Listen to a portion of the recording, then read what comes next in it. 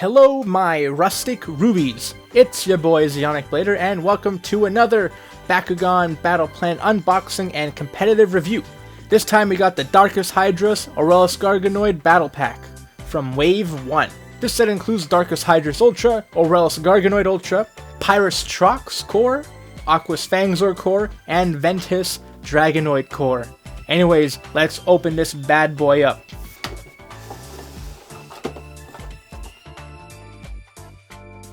Alright, here is everything outside the box.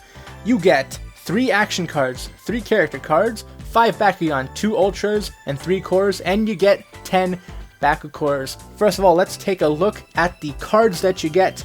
Now, because this is the international version, you're going to be getting 3 copies of each card. Now, let's just open this. And because this is a 5, or I guess you're going to get 3 copies of each card. Never mind, actually. This isn't the international version. So you're not going to get 3 copies of each card. Just that you get so many cards, because there's 5 of them, that I got mistaken. Now, for some reason, I got 2 checklists, and they're just wave 1. Oh wait, never mind. Of course I get 2 checklists, because I got 2 Ultra Bakugan. And we just got the same old wave 1 checklist. Now look at that. There's so much more Bakugan on the checklist now compared to Wave 1, which is pretty funny. And then you got the instructions over here. Only noobs need instructions. We're not noobs here. And let's take a look at the cards. Now, first of all, we got Ventus Dragonoid Ultra. He is one of the best, one of the better Dragonoids, actually. I think I'd put him on 2nd place. But I mean, come on, you got double Helix, and you get that nice plus 400B power effect, and plus it's Ventus too, so it comes with some, it lets you bring in some pretty powerful Ventus cards as well. And then we got Pyrus Trox, one of the worst Troxes. Aquos Fangzor, pretty decent. It's actually one of the better Fangzors. However, unfortunately, I already got a copy of this, so this is like my 2nd copy of Fangzor, or Aquos Fangzor, so that's kind of a bummer, but whatever. And obviously, my own Darkus Hydorous Ultra. Now you're probably wondering, hey, don't you already have one? And actually no, I've been borrowing it from a friend, so now I actually have my own copy of Darkus Hydorous Ultra, and then Aurelus Garganoid Ultra as well. And now for the action cards that we get a flip card, Sowing Seeds, Turbo if you have the most energy cards in play, draw 2 cards. I don't know, it's a flip card, so you're not really going to be putting that many flip cards into your deck. Really the only flip cards you want are the ones that save your butt when you get hit hard. Now you got Engulfing Embers, and it's a pretty meh card, no one really uses it, because 5 energy, come on. And then Counter Pyrus, flip card that's not that good. Cease Outsiders, this is a solid replacement for Pact of Darkness if you don't have Pact of Darkness, but hey, you should get Pact of Darkness. And then Cycling Light. This is a decent Chaos card, but I mean, not many people use it, but you can use it if you want to, because you get to plus 200B power for 1 energy, and you get to put it back into your deck, so it's like Cycling Light. I get it. Anyways, let's take a look at the Baku Cores. We get 10 of them, so it's going to be fun to take a look at each one. First of all is the first Green Fist Core, plus 51, not good. Then Pyrus Chaos, I think. Yes, Pyrus Chaos plus 500 shield, which is actually really good. Then we got Helix plus 600 minus 3. This is the biggest boosting B power for Helix. However, I wouldn't really use it because of the minus 3 damage. A lot of Bakugan have around 3 damage when you're using Helix, so you're really going to be messing yourself up. I actually recommend using the 500 minus 1. That's really good. Now we have 150 plus 4 for the Fire Fist. This is like the 2nd best Fire Fist core that you can get, but hey. And then we got a Trap Helix, is minus 200B power plus 5. It's a Trap Helix, right? So if you want to use Trap Helixes, go for it. But I don't really recommend doing that. I recommend increasing your B power as opposed to decreasing, because Shadow Sneak is a thing. Now, we got plus 250 plus 3 for Fire Fist, and that's the best Fire Fist core, so this is actually really good. Good thing it comes with that. Another Green Fist plus 2 damage, not that good. Another Green Fist, plus 2 damage again, not that good. Plus 5 for Fire Fist, there's better ones out there. And then minus 300, minus 1. It's another Trap Bakugan. I don't really use Trap Bakugan, so what can I say? But anyways, those are the those are the cards in the back card. Those are the cards and the Bakugan that you get. Now let's take a closer look at the Bakugan. Alright, here is Ventus Dragonoid core in his ball form, and as you can see, it has that same issue that a lot of core Dragonoids have, that they're kind of sticking out here. Though this one isn't as bad as the... Actually, yeah, it is actually kind of bad. But I mean, it doesn't really affect your rolling that much, at least from what I have experienced. However, in its ball form, looks pretty cool. You got the nice green, dark green, and the lighter green, and honestly, looks really good. Yeah, really cool. Now let's take a look of it. Let's take a look at it out of its ball form. Dragonoid. Whoa. There we go. Now here is Ventus Dragonoid core all opened up. I'm really digging how the dark green and light green look. I think the only problem I have with it is the giant seam line that it has in the middle of its chest. But other than that, it's a really cool looking Bakugan. And as with all cores, it's easy to close up, so you're not really going to have any issues with that. But anyways, let's take a look at the next core Bakugan. Right, now here is Aquos Fangzor in his ball form.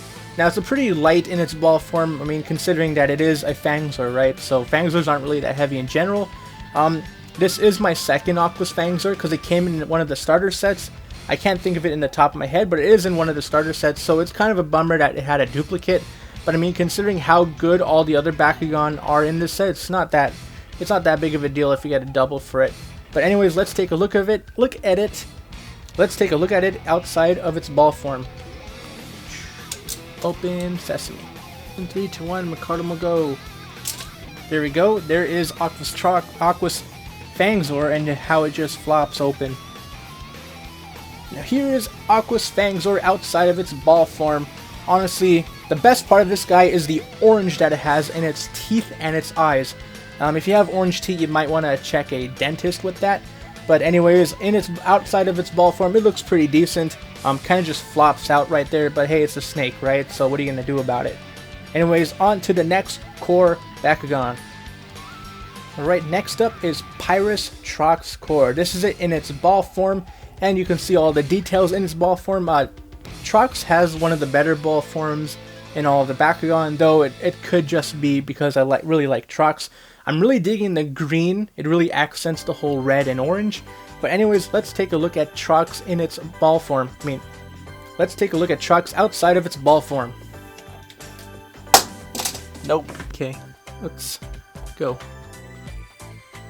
Are you serious? Come on. Nope. Okay.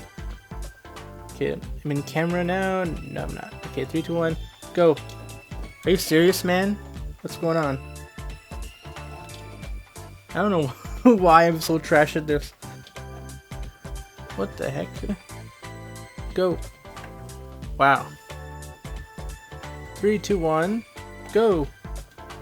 Are you serious? Whoop. Whoop. Nope. Nope. Yep. Yep.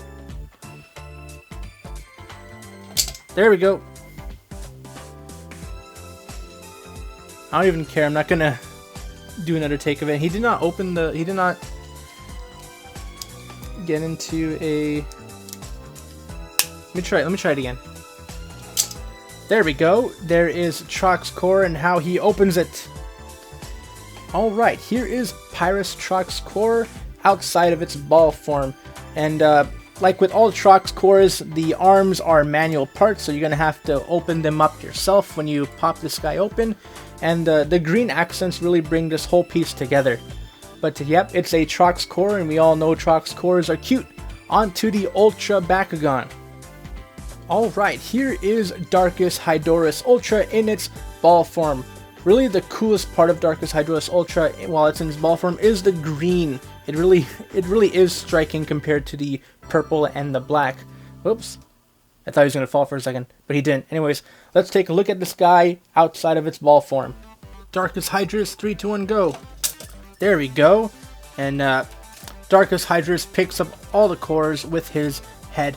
Now the interesting thing with Hydorous is that he is able to carry like up to 2 cores, so if you roll him right, you can probably get some pretty hefty B power from that kind of roll. But anyways, let's take a look at him outside. Oh no, I don't know what I'm talking about. Here is Darkus Hydorous Ultra, all opened up.